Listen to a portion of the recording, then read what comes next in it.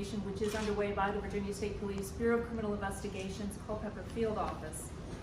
The incident began at approximately 1:20 Tuesday afternoon when a Bridgewater College police officer and a Bridgewater College campus safety officer responded to a call for a suspicious male individual located on the grounds of Memorial Hall here on the Bridgewater campus.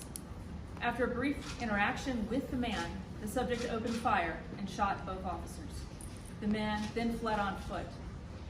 Immediately following a 911 call, personnel from the Bridgewater College Police Department, the Town of Bridgewater Police Department, Virginia State Police, Rockingham County Sheriff's Office, Augusta County Sheriff's Office, the Town of Dayton, Virginia Police Department, and the Virginia Department of Wildlife Resources Conservation Police immediately responded to the campus to assist. Search efforts were immediately underway across the campus. A man fitting the shooter's description was located on Riverside Drive off campus in the town of Bridgewater. He then waded through the river and onto an island in the North River, which is located also in the town of Bridgewater.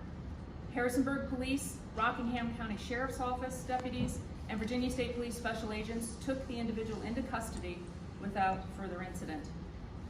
The man, identified as Alexander Wyatt Campbell, 27 years of age, was suffering from a non-life-threatening gunshot wound. He was transported to the Rockingham Memorial Hospital, where he was treated and released today. Now, State Police, we're still working to determine if he was shot by the Bridgewater College police officer or if he suffered a self-inflicted gunshot wound. Multiple firearms associated with Campbell have been recovered as evidence. This is an ongoing investigation. Campbell's last known address was Ashland, Virginia. Virginia State Police, we have charged Campbell with a total of 4 felonies. 2 felony counts of capital murder, 1 felony count of first-degree murder, and 1 felony count of use of a firearm in the commission of a felony. He is being held without bond at the Rockingham County Jail. We are also asking anyone out there or on campus who has any information about this incident, any information about Campbell, or who may have videotaped or took photo images of this incident, to please share that with State Police. And we have an email address of VSPHTCS. So that stands for Virginia State Police, VSPHTCS@vsp.virginia.gov. We also have the FBI and the ATF here assisting us with this ongoing investigation. And despite the valiant efforts of those officers who responded to the scene and of the paramedics, unfortunately the 2 officers did succumb to their injuries on campus. And our hearts and prayers definitely go out to Chief Franklin and all the men and women of his department, because we know this is a very difficult time.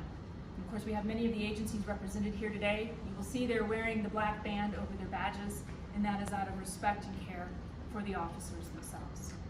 At this time, we will take some questions. Was he a student here? Brandon, why was Campbell initially considered suspicious?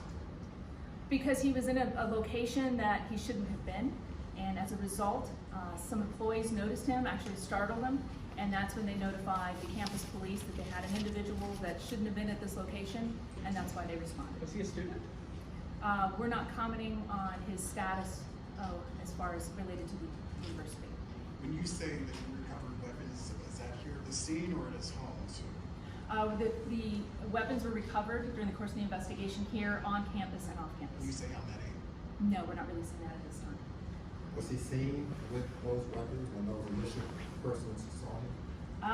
That's still part of the investigation when we're working on getting those witness accounts, and one reason why we are asking for folks to come forward if they have other photos of him. Obviously, he fled on foot, so he was out of sight for that time period. But during the course of the investigation and retracing his footsteps is what's led us to locating those weapons. Did he appear to be intoxicated?